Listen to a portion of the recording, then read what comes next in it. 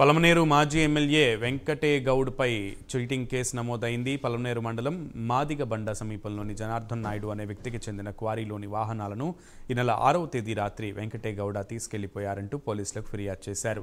గతంలో వెంకటేగౌడ తనను బెదిరించి క్వారీ లాక్కున్నాడని జనార్దన్ నాయుడు ఆరోపించారు. ఈ మేరకు టీడీపీ కేంద్ర కార్యాలయంలో ప్రెస్ మీట్ పెట్టి తనకు జరిగిన అన్యాయాన్ని జనార్దన్ నాయుడు వివరించారు.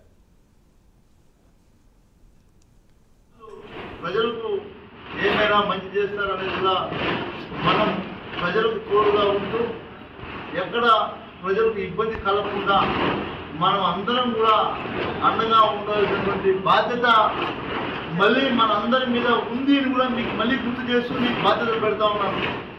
ఈరోజు ఎప్పుడు కూడా మనం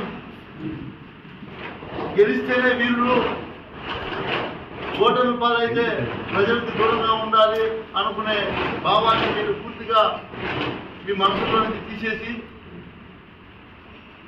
ప్రజల తీర్పును స్వాగతిస్తూ ఖచ్చితంగా ప్రజల్లోనే ఉండాలి.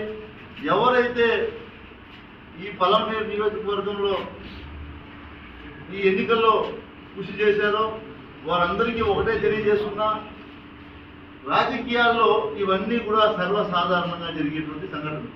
కాబట్టి మీరెవరు కూడా అధైర్యపడద్దండి. మీకు నేనున్నాను, నాకు మీరున్నారు, మనందరికీ కూడా కలిసి పలమనేరు ప్రజలు అండగానే ఉంటారు ఎప్పుడు కూడా. కాబట్టి మీరెవరు కూడా అధైర్యపడద్దండి అని మరొక్కసారి అందరికీ కూడా తెలియజేస్తూ, వాళ్ళు ప్రజలకు ఏమైనా మంచి చేస్తారనేది కూడా మనం ప్రజలకు తోడుగా ఉంటూ ఎక్కడ